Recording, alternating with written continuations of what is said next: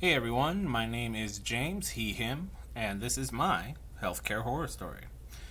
This healthcare horror story is about a health insurance salesman for State Farm Insurance. This salesman lives in Columbus, Ohio. He's about 62 years old, and he's at the top of his game. Salesman of the Year, has a mantle, covered in awards. Um, Making millions of dollars for this horrible company, signing people up for policies left and right. Well, one day, this salesman wakes up and is having some chest pains, some trouble breathing, but he's a tough guy and decides to just kind of pray it away, power through, and get back to work. So he, does that, goes to work, comes home, still having chest pains, goes to bed, wakes up, same thing. Chest pains, trouble breathing. Wednesday, the story continues. Chest pains, trouble breathing. His girlfriend starts getting concerned, says, hey, you need to go to the hospital. This is probably something very serious. But again, very tough guy, says, no, I'll be fine. Thursday rolls around, same stuff. Friday, he decides, I can't handle it anymore. So he goes to the hospital.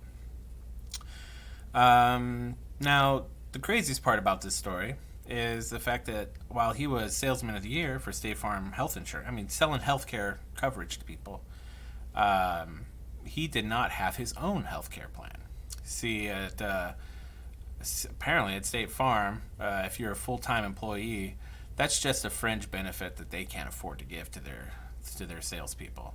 So he did not have any health benefits through his company that sells health benefits. So he goes to the hospital finally, knowing that it's probably going to cost over $100,000. Goes to the desk, says, "Hey, these are my issues." Tells him he doesn't have insurance. They say, "Okay, you're going to have to wait. Have a seat in the waiting room, and we'll get right to you." While he's sitting in the waiting room, he dies of cardiac arrest. So, this salesman also, by the way, was my father. This happened about 3.5 years ago. So I get the call. I'm at work, working a minimum wage job at a cannabis dispensary.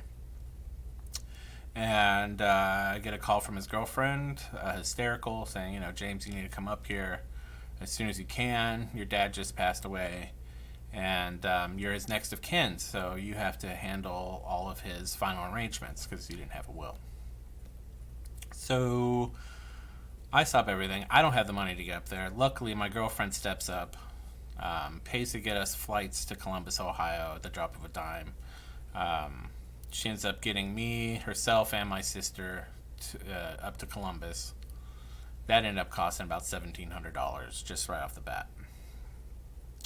Once we get up there, I found out that he was never seen by any physician whatsoever, not even a nurse to check his temperature. But they still got a bill for about, I think it was like $2,600 to $2,800 just to handle, his dead body in the waiting room. So that had to be processed. That's a service. You get charged for it. So that's basically the whole story. It's just, Salesman of the Year with no health benefits, just waiting to get on Medicare because he couldn't afford his own private plan. And unfortunately, that's happening to millions of people. This is the only industrialized nation in the world that kind of puts profit over people's health. And, it's barbaric, it's cruel, and it needs to end. Most countries understand that, to have a good society, you need to have a healthy society, so they invest in that, just like education. But in this country, it's about profits over patients. So, if you're not making money, you ain't making sense.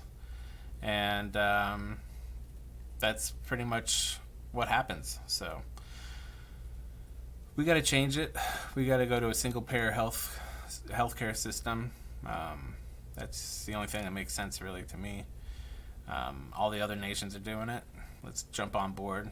The way we do it is you join DSA, you get in our Medicare for All committee, and you join the fight with us. Every day we're out here.